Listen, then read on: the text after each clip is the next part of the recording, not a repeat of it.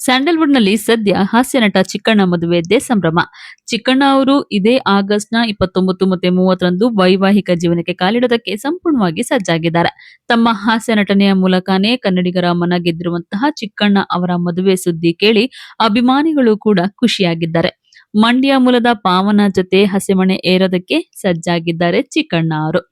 ರಾಜಕಾರಣಿಗಳು, CM DKShi, cinema ರಂಗದ ಅನೇಕ ಗಣ್ಯರಿಗೂ ಕೂಡ ಖುದ್ದು ಚಿಕ್ಕಣ್ಣ ಅವರೇ ಹೋಗಿ ತಮ್ಮ ಮದುವೆ ಕಾರ್ಡನ್ನ ಕೊಟ್ಟು ಪ್ರೀತಿಯಿಂದ ಎಲ್ಲರಿಗೂ ಮದುವೆಗೆ ಕರೆದಿದ್ದಾರೆ. ಸ್ಯಾಂಡಲ್‌ವುಡ್‌ನಲ್ಲಿ ಈ ಚಿಕ್ಕಣ್ಣ ಮತ್ತೆ ದರ್ಶನ್ ಅವರ ನಡುವಿನ ಆಪ್ತತೆ ಎಲ್ಲರಿಗೂ ಕೂಡ ಗೊತ್ತಿರೋದೆ. ಹೀಗಿದ್ರೂ ಕೂಡ ಚಿಕ್ಕಣ್ಣ ಅವರು ತಮ್ಮ ಮದುವೆಗೆ ದರ್ಶನ್ ಅವರನ್ನ ಆಹ್ವಾನ ಮಾಡಿಲ್ಲ. ಈ ಪ್ರಶ್ನೆ ಈಗ ಎಲ್ಲರಿಗೂ ಕೂಡ ಮೂಡಿದೆ. ಯಾಕೆ ದರ್ಶನ್ ಅವ್ರನ್ನ ಕರೆದಿಲ್ಲ? ದರ್ಶನ್ ಅವರು ಮತ್ತೆ ಚಿಕ್ಕಣ್ಣ ಅವ್ರ ಜೊತೆ ತುಂಬಾ ಚೆನ್ನಾಗಿದ್ದಾರೆ. ಅವರಿಬ್ರು ಫ್ರೆಂಡ್‌ಶಿಪ್ ಅಂತೂ ಹೇಳೋದೇ ಬೇಡ. ಪ್ರತಿಯೊಬ್ಬರ ಜೊತೆನೂ ಕೂಡ ಚಿಕ್ಕಣ್ಣ ಅವರು ಚೆನ್ನಾಗೇ ಇದ್ದಾರೆ ನಿಜ. ಅವ್ರ ರಿಲೇಶನ್‌ಶಿಪ್‌ಗಳು ಎಲ್ಲರ ಜೊತೆನೂ ಒಳ್ಳೆ ರೀತಿಯಿಂದಾನೇ ಇದೆ. ದರ್ಶನ್ ಅವ್ರ ಜೊತೆಗೆ ಒಂದು ಹೆಜ್ಜೆ ಮುಂದೆ ಅಂತಾನೆ ಹೇಳ್ಬಹುದು. ಆದ್ರೆ ಯಾಕೆ ದರ್ಶನ್ ಅವ್ರನ್ನ ಮದುವೆಗೆ ಆಹ್ವಾನ ಮಾಡಿಲ್ಲ ಅನ್ನುವಂತಹ ಪ್ರಶ್ನೆ ಮಾತ್ರ ಈಗ ಎಲ್ಲರನ್ನೂ ಕಾಡ್ತಾ ಇದೆ. ಇದೀಗ ಇದೇ ವಿಚಾರವಾಗಿ ನಟ ಚಿಕ್ಕಣ್ಣ ಅವರೇ ಸ್ವತಃ ಸ್ಪಷ್ಟನೆಯನ್ನ ಕೊಟ್ಟಿದ್ದು, ಚಿಕ್ಕಣ್ಣ ಅವರು ಏನ್ ಹೇಳಿದ್ರು ಅನ್ನೋದನ್ನ ಇವತ್ತಿನ ಈ ವಿಡಿಯೋದಲ್ಲಿ ನಿಮ್ಮ ಮುಂದೆ ನಾವು ತಿಳಿಯುವಂತಹ ಪ್ರಯತ್ನ ಮಾಡ್ತಾ ಇದ್ವಿ. ಮಾಧ್ಯಮಗಳಿಗೆ ಮಾತಾಡಿದಂತಹ ಚಿಕ್ಕಣ್ಣ ಅವರು ನಟ ದರ್ಶನ್ ಅವರ ಪ್ರಕರಣದ ಬಗ್ಗೆ ಪ್ರತಿಕ್ರಿಯೆಯನ್ನ ಮಾಡಿದ್ದಾರೆ.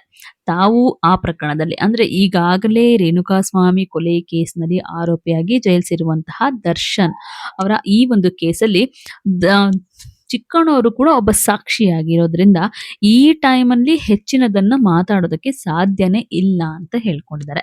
ಕಾನೂನು ಪ್ರಕ್ರಿಯೆಗಳು ನಡೀತಾ ಇರೋದ್ರಿಂದ ಮತ್ತೆ ತಾವು ಕೂಡ ಈ ಒಂದು ಕೇಸಲ್ಲಿ ಸಾಕ್ಷಿಯಾಗಿರೋದ್ರಿಂದ ದರ್ಶನ್ ಅವರನ್ನ ಮದುವೆಗೆ ಆಹ್ವಾನಿಸೋದಕ್ಕೆ ಸಾಧ್ಯ ಇಲ್ಲ ಅಂತ ಸ್ಪಷ್ಟನೆಯನ್ನ ಕೊಟ್ಟಿದ್ದಾರೆ ನಟ ಚಿಕ್ಕಣ್ಣ.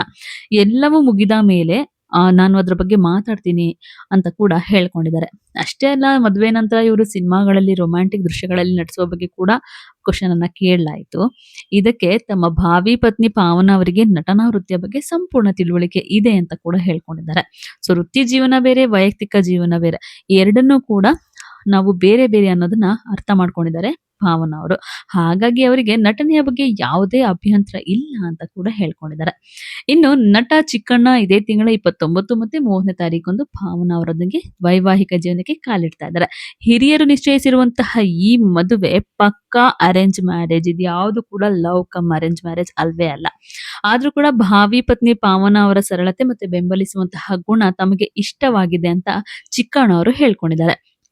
ತಮ್ಮ ಭಾವಿ ಪತ್ನಿ ಹಿನ್ನೆಲೆ ಬಗ್ಗೆ ಮಾತಾಡ್ತಾ ಇರ್ಬೇಕಾದ್ರೆ ಪರಿಸರ ಸ್ನೇಹಿ ವಸ್ತುಗಳ ಉದ್ಯಮವನ್ನ ಅವರು ಮಾಡ್ತಿದಾರಂತೆ. ಅಂದ್ರೆ ಬಯೋಡಿಗ್ರೇಡಬಲ್ ಪ್ಲಾಸ್ಟಿಕ್ಗೆ ಪರ್ಯಾಯವಾಗಿ ಮಣ್ಣಿನಲ್ಲಿ ಕರಗುವಂತಹ ಉತ್ಪನ್ನಗಳನ್ನ ಅವರು ತಯಾರು ಮಾಡ್ತಾ ಇದ್ದಾರಂತೆ.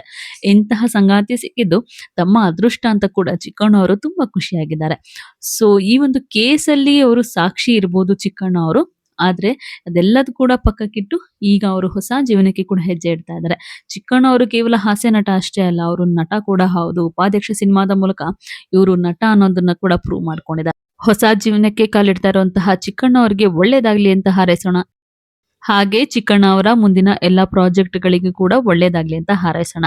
ದರ್ಶನ್ ಅವರು ಕೂಡ ಈ ಕೇಸಿಂದ ಹೊರಗೆ ಬರ್ಲಿ. ಅದಾದ ನಂತರ ಇವರಿಬ್ರು ಫ್ರೆಂಡ್ಶಿಪ್ ಹಾಗೆ ಮುಂದುವರಿಯಲಿ ಅಂತ ಕೂಡ ವಿಶ್ ಮಾಡೋಣ.